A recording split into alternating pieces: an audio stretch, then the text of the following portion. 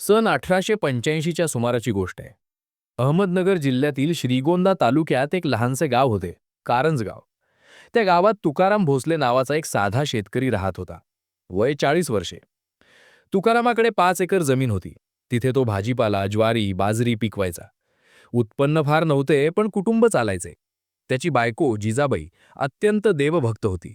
रोज सकाळी विठ्ठलाच्या पूजेशिवाय तिचा दिवस सुरू होत नसे. 3 मुले होती. गोपाळ 15 वर्षे, लक्ष्मण 12 वर्षे आणि सुमन 8 वर्षे. तुकाराम खूप मेहनती होता. रोज सकाळी 4 वाजता उठायचा, शेतात जायचा. संध्याकाळी घरी येत असे तेव्हा चेहऱ्यावर धूळ, अंगावर घाम, पण चेहऱ्यावर समाधानाचे हास्य असायचे. गावकरी म्हणायचे, तुकाराम भोसले देवावर भरवसा ठेवणारा माणूस. 1 वर्ष पाऊस अगदीच आला नाही. तुकारामाने बिया पेरल्या होत्या, पण पाणी नसल्यामुळे त्या वाढल्या नाहीत. त्याचे संपूर्ण पीक वाळले. त्या वर्षी त्याला काहीच उत्पन्न झाले नाही. घरी धान्य नव्हते, पैसेही नव्हते. शेजारी बसलेल्या रघुनाथ पाटलाने त्याला सांगितले, तुका, माझ्याकडे काम कर, मजुरी देतो. किती? तुकारामाने विचारले. दिवसाला 2 रुपये. तुकारामाने विचार केला. तो स्वतः शेतकरी होता. आता दुसऱ्याच्या शेतात मजुरी करायची? पण घरी मुलं भुकेली होती. त्याने होकार दिला. तो रघुनाथच्या शेतात काम करू लागला. सकाळपासून संध्याकाळपर्यंत 12-14 तास 2 रुपये मिळायचे. जिजाबाई त्याला म्हणायची, अहो, खूप कष्ट करता तुम्ही. काय करू बाई, घर तर चालवायचंय ना. पण असे किती दिवस चालणार? तुकाराम हसायचा. विठ्ठलाची मर्जी, तो जे करेल ते चांगलेच. काही महिन्यांनंतर एक भयंकर गोष्ट घडली. तुकारामाचा मोठा मुलगा गोपाळ झाडावर चढला होता फळे तोडायला. तो खाली पडला. पायाचे हाड मोडले. वैद्य आणले. त्यांनी पाहिले. हाड बरे जोडायचे असेल तर पुण्याला न्यायचे लागेल. तिथे एक चांगला हाड वैद्य आहे. किती खर्च येईल? तुकारामाने विचारले. किमान 70-80 रुपये. तुकारामच्या हातात एकूण 10 रुपये होते. त्याने गावातील सर्व नातेवाईकांकडे मदत मागितली. काही जणांनी थोडे दिले, पण पुरे झाले नाही. त्याने आपला एक बैल विकला, तरीही पुरे झाले नाही. शेवटी त्याने आपली लग्नाची सोन्याची अंगठी, एकुलती एक, विकली. जिजाबाईने दिली होती ती. जिजाबाई रडत म्हणाली, अंगठी का विकली? बाई, गोपाळचा पाय बरा व्हायला हवा ना. सोन्याची अंगठी महत्वाची की मुलाचा पाय? गोपाळला पुण्याला नेले. 3 महिने उपचार चालले. पाय बरा झाला, पण घरची सर्व संपत्ती संपली. उपचारांसाठी तुकारामाने सावकाराकडून कर्ज घेतले होते. 50 रुपये. व्याज 3 रुपये महिना. तो व्याज भरू लागला, पण मूळ रक्कम भरता येत नव्हती. 6 महिन्यांनंतर सावकाराने सांगितले, तुका, मूळ रक्कम भर, नाहीतर मी तुझी जमीन घेतो. भाऊ, थोडा वेळ दे, यंदाचे पीक आलं की. नाही, 1 महिना देतो, नाहीतर जमीन घेतो. तुकाराम घरी आला. जिजाबाईला सांगितले. जिजाबाई म्हणाली, मग विका ना जमीन, आणखी एक ओझे घेऊ नका. पण भाई, जमीन गेली तर काय करू? विठ्ठल बघेल. तुकारामाने खूप विचार केला. शेवटी त्याने 3 एकर जमीन विकली, कर्ज फेडले. आता त्याच्याकडे फक्त 2 एकर जमीन राहिली. दुर्दैवाला सीमा नव्हती. मधला मुलगा लक्ष्मण आजारी पडला. भयंकर ताप आला. 5 दिवस ताप उतरला नाही. वैद्य औषध देत होते, पण काम होत नव्हते. 6व्या दिवशी वैद्य म्हणाले, तुकाराम, याला शहरात मोठ्या डॉक्टरांकडे न्या. मला काय झाले समजत नाहीये. किती खर्च येईल? किमान 50 रुपये. तुकारामाकडे एकही पैसा नव्हता. त्याने पुन्हा सावकाराकडे जाण्याचा विचार केला, पण भीती वाटत होती. त्याऐवजी तो जिजाबाईकडे गेला. बाई, तुझ्याकडे काही दागिने आहेत का?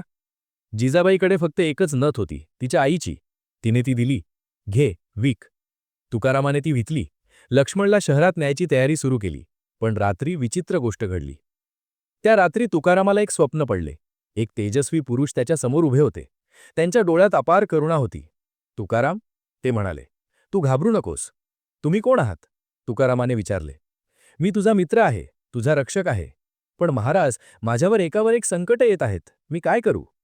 त्या पुरुषाने हसून म्हटले, संकट येतात म्हणजे देव तुझी परीक्षा घेतो आहे. तू टिकून राहा, विश्वास ठेव. विश्वास कशावर? सगळे काही संपत चाललंय. विश्वास देवावर. सगळे काही संपेल, पण विश्वास सोडू नकोस. पण माझा मुलगा? तुझा मुलगा बरा होईल. उद्या सकाळी त्याचा ताप उतरेल. पण तुझी परीक्षा अजून संपलेली नाहीये. आणखी काळ आणणार आहे. जे येईल ते येईल. पण लक्षात ठेव, शेवट नेहमी चांगला असतो. जो शेवटपर्यंत टिकतो तोच जिंकतो. तुकाराम जागा झाला. घामाने अंघोळ झाली होती. तो लक्ष्मणच्या खोलीत गेला. त्याचे कपाळ चाचपले. ताप कमी झाला होता. सकाळी लक्ष्मण पूर्णपणे बरा झाला. तो उठून बसला. बाबा, मला भूक लागली आहे. तुकाराम आणि जिजाबाई रडत हसत एकमेकांना मिठी मारू लागले.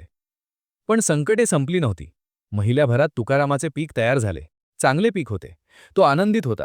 आता घर चालेल. कापणी करून ते शेतातच रचले होते. उद्या घरी आणायचे होते. त्या रात्री कोणाची तरी चूक झाली. शेजारच्या शेतात आग लागली. वारा होता. आग तुकारामाच्या शेतात आली. सर्व पीक जळाले. सकाळी तुकाराम शेतात गेला तेव्हा फक्त काळी राख होती. तो जमिनीवर बसला. डोक्यात हात घातला. रडला नाही. फक्त बसून राहिला. गावकरी जमले. सर्वांनी सहानुभूती दाखवली. पण कोणी काही करू शकले नाही. तुकाराम घरी आला. जिजाबाईला सांगितले. जिजाबाई एक क्षण गप्प राहिली. मग म्हणाली, विठ्ठलाची इच्छा. विठ्ठलाची इच्छा? मग विठ्ठलाला आमचे का वाटत नाही? वाटते, पण आपल्याला समजत नाही कशासाठी हे सगळे होत आहे. एका महिन्याभरात अजून एक विपत्ती आली. त्यांच्या घराच्या छपराला आग लागली. अर्धे घर जळाले. आता त्यांना शेजाऱ्यांच्या घरी राहावे लागले. तुकाराम पूर्णपणे तुटला होता. तो रात्री एकटा बसून विचार करत असे. मी काय चुकीचे केले? का हे सगळे माझ्यासोबत होत आहे? एके रात्री जिजाबाई त्याच्याजवळ बसली. काय विचार करता? बाई, आता पुढे काय? जगायचे ना? कसे? शेत गेले, पीक गेले, घर गेले, पैसे गेले. काय शिल्लक आहे? जिजाबाई त्याचा हात पकडून म्हणाली, मी आहे, मुले आहेत आणि देव आहे. हे शिल्लक आहे. तुकारामचे डोळे भरून आले. संकटे इतकी येऊ लागली की गावातील काही लोक तुकारामाला दोष देऊ लागले. तुकारामावर देवाचा कोप आहे, एक जण म्हणाला. नक्कीच काहीतरी पाप केले असेल, दुसरा म्हणाला. असे नशिबाचे काय, एकापाठोपाठ एक संकटे, तिसरा म्हणाला. तुकाराम हे ऐकत असे. त्याला खूप दुःख होत असे. पण तो काहीच बोलत नसे. एके दिवशी एका माणसाने समोरासमोर म्हटले, तुका, तू काही वाईट केलेस, म्हणूनच हे सगळे होत आहे. तुकारामाने शांतपणे विचारले, मी काय वाईट केले? माहीत नाही, पण हे सगळे असेच होत नाही. तुकाराम घरी आला. जिजाबाईला सांगितले. जिजाबाई म्हणाली, लोक बोलतील, तुम्ही काळजी करू नका. पण बाई, मी खरोखर काही चुकीचे केले का? नाही, तुम्ही नेहमीच चांगले केलेत. हा परीक्षेचा काळ आहे. उत्तीर्ण व्हायचे आहे. त्याच वेळी गावात एक भाविक आला. त्याने स्वामी समर्थांच्या कथा सांगितल्या. कशा ते भाविकांची परीक्षा घेतात आणि शेवटी त्यांचे रक्षण करतात. जिजाबाईने ऐकले. तिला स्वप्नातील ते तेजस्वी पुरुष आठवले, जे तुकारामाला आले होते. तिने विचारले, भाऊ, स्वामी समर्थ कसे दिसतात? भाविकाने वर्णन केले. तेजस्वी चेहरा, करुणामयी डोळे, साधे वस्त्र. जिजाबाई खात्रीने म्हणाली, तुकाराम, तुम्हाला स्वप्नात आलेले ते स्वामी समर्थच होते. तुकारामाला आठवले. खरंच? मग आपण अक्कलकोटला जायला हवे, जिजाबाई म्हणाली. पण पैसे नाहीत प्रवासाचे. पायी जाऊ. इतक्या लांब? तुम्ही स्वप्नात त्यांनी सांगितले होते ना, विश्वास ठेवा. तर ठेवू. चला. तुकाराम आणि जिजाबाई निघाले. मुलांना शेजाऱ्यांकडे सोडले. पायी चालत निघाले. प्रवास खूप कठीण होता. उन्हाळ्याचे दिवस होते. उकाडा असह्य होता. खाण्यासाठी भीक मागावी लागली. पाण्यासाठी रस्त्यातील विहिरीवर थांबावी लागले. 3 दिवसांचा प्रवास 5 दिवसांचा झाला. रस्त्यात एका ठिकाणी तुकाराम बसला. बाई, मला आणखी चालता येत नाही. जिजाबाई म्हणाली, थोडे आणखी चाला. फक्त 10 मैल शिल्लक आहे. 10 मैल? इतके कसे चालू? एक पाऊल. बस, एक पाऊल टाकत जा. तुकाराम उठला. आणखी चालत गेला. शेवटी ते अक्कलकोटला पोहोचले. मठात गेले. स्वामी समर्थ आसनावर बसले होते. तुकारामाने त्यांना पाहिले. तेच, स्वप्नातील तेच चेहरे. तुकाराम धावत गेला आणि त्यांच्या पायांवर पडला. रडू लागला. तो खूप वेळ रडला. स्वामीजींनी काहीच बोलले नाहीत. फक्त त्याला रडू दिले. शेवटी तुकाराम शांत झाला. स्वामीजींनी विचारले, बरे वाटले? हो महाराज. आता सांग, काय झाले? तुकारामाने सगळे सांगितले. पाऊस आला नाही, पीक वाळले, गोपाळचा पाय तुटला, जमीन विकावी लागली, पीक जळाले, घर जळाले, सगळे. स्वामीजी शांतपणे ऐकत राहिले. सगळे सांगून झाल्यावर तुकाराम म्हणाला, महाराज, मी काय चुकीचे केले? का हे सगळे माझ्यासोबत झाले? स्वामीजींनी शांतपणे सांगितले, तुकाराम, तू काही चुकीचे केले नाहीस. मग का? कारण मी तुझी परीक्षा घेत होतो. तुम्ही? पण का? तुकाराम, सोने अग्नीत तापून शुद्ध केले जाते. त्याचप्रमाणे माणसाला संकटात टाकून त्याचा विश्वास तपासला जातो. पण महाराज, मी इतके संकट सहन केले. आणि तू कधीही विश्वास सोडला नाहीस. तुझी बायको जिजाबाई, तिने कधीही देवाला दोष दिला नाही. तुमची मुले, त्यांनी कधीही कुरबुर केली नाही. हीच खरी परीक्षा होती. तुकाराम गप्प राहिला. स्वामीजी पुढे म्हणाले, तुकाराम, आता तुझी संकटे संपली. परत जा. तुझे घर उभारायला लागेल. तुझे शेत पुन्हा फळेल. तुझे आयुष्य बदलेल. पण महाराज, पैसे कुठून येणार? जमीन कुठून येणार?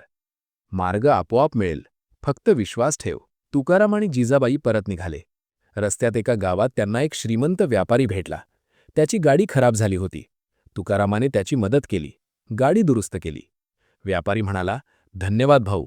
तुम्ही कुठून येता? तुकारामाने सगळे सांगितले. व्यापाराला दया आली. त्याने तुकारामाला म्हटले, माझ्याकडे एक शेत आहे तुमच्या गावाजवळच. मला ते नको आहे. तुम्ही घ्या, मी तुम्हाला देतो. तुकाराम विश्वास ठेवू शकत नव्हता. खरंच? हो, आणि घर बांधायला 500 रुपये देतो. परत करायचे नाहीत. तुकारामाचे डोळे भरून आले. स्वामीजींचे शब्द खरे ठरत होते. गावी परतल्यावर गावकरी आश्चर्यचकित झाले. तुकारामाला शेत मिळाले, पैसेही मिळाले. तुकारामाने नवीन घर बांधायला सुरुवात केली. शेत पेरायला सुरुवात केली. एका वर्षातच त्याचे आयुष्य पूर्णपणे बदलले. पीक चांगले आले, घर बांधले, मुले आनंदी झाली. गावकरी म्हणू लागले, अरे, तुकारामावर देवाची कृपा झाली. तोच माणूस जो म्हणायचा की तुकारामावर देवाचा कोप आहे, तोच आता म्हणत होता की देवाची कृपा आहे. एके दिवशी जिजाबाई तुकारामाला म्हणाली, अहो, आता समजले का स्वामीजींनी का परीक्षा घेतली? नाही, सांग ना. त्यांना आपला विश्वास तपासायचा होता आणि आपण त्यात उत्तीर्ण झालो. पण इतक्या कठोर परीक्षेची काय गरज होती? कारण आता आपल्याला माहीत आहे की संकटात कसे टिकायचे. आता जर कधी संकट आले तर आपण घाबरणार नाही. तुकारामाला समजले, खरंच, आता त्याला कोणत्याही संकटाची भीती वाटत नव्हती. आता तुकाराम चांगला प्रस्थापित झाला होता. त्याच्याकडे चांगले उत्पन्न येत होते. पण त्याने स्वामीजींचे शब्द विसरले नाहीत. त्याने इतरांना मदत करायला सुरुवात केली. जेव्हा कोणाला संकट यायचे, तुकाराम त्याला मदत करायचा. पैसे द्यायचा, धान्य द्यायचा, धीर द्यायचा. लोक विचारायचे, तुका, तू इतके का देतोस? तो म्हणायचा, माझ्या संकटाच्या वेळी देवाने माझे रक्षण केले. आता मला इतरांचे करायचे आहे. 5 वर्षांनंतर तुकाराम पुन्हा अक्कलकोटला गेला. यावेळी संपूर्ण कुटुंब सोबत होते. स्वामीजींसमोर उभा राहिला. महाराज, मी परत आलो. स्वामीजींनी हसून विचारले, कसा आहेस? खूप चांगला महाराज, तुमच्या कृपेने. माझ्या कृपेने नाही, तुझ्या विश्वासामुळे. महाराज, आता मला समजले की तुम्ही का परीक्षा घेतली. सांग. कारण जर तुम्ही परीक्षा घेतली नसती तर मी कधीच मजबूत झाला नसता. संकटे आली म्हणून मी शिकलो की विश्वास सोडायचा नाही. स्वामीजींनी मान डोलावली. हो, आणि आता तू इतरांनाही मदत करतोस. हेच खरे शिक्षण आहे. गोपाळ आता मोठा झाला होता. तो बाबांना विचारायचा, बाबा, त्या कठीण दिवसांत तुम्ही कसे टिकलात? तुकाराम म्हणायचा, बेटा, 3 गोष्टींनी, विश्वास, धैर्य आणि आपली आई. विश्वास काय? विश्वास म्हणजे असे मानणे की काहीही झाले तरी शेवटी चांगलेच होईल. धैर्य काय? धैर्य म्हणजे संकटात न डगमगता पुढे जाणे. आणि आई? तुकाराम जिजाबाईकडे पाहायचा. तुझी आई कधीही विश्वास सोडत नव्हती. कधीही कुरबुर केली नाही. तीच माझे बळ होती. तुकाराम भोसले म्हातारा झाला. त्याची कथा गावोगावी पसरली. लोक म्हणायचे, तुकाराम भोसले, विश्वासाचा पुतळा. एके दिवशी एक तरुण त्याच्याकडे आला. तोही संकटात होता. काका, माझे सर्व काही संपत चाललंय. मी काय करू? तुकारामाने त्याच्या खांद्यावर हात ठेवला. बेटा, विश्वास ठेव. संकट ही परीक्षा आहे. तू त्यात उत्तीर्ण व्हायला शिक, तर सर्व काही ठीक होईल. पण कसे? एक एक दिवस, एक एक पाऊल आणि देवावर विश्वास. तो तरुण निघून गेला, पण तुकारामाचे शब्द त्याच्यासोबत गेले. तुकाराम निघून गेला, पण त्याची कथा राहिली. लोक आजही सांगतात, तुकाराम भोसले, ज्याने विश्वासाची खरी परीक्षा दिली आणि उत्तीर्ण झाला. विश्वास आणि धैर्य या 2 गोष्टी असतील तर माणूस कोणतेही संकट ओलांडू शकतो. स्वामी समर्थ नेहमी त्यांच्या भाविकांच्या पाठीशी असतात. फक्त विश्वास ठेवायला हवा. स्वामी समर्थ महाराज की जय. अक्कलकोट निवासी स्वामी समर्थ की जय. समर्पण सर्व त्या लोकांना ज्यांनी संकटात विश्वास सोडला नाही आणि धैर्याने पुढे गेले.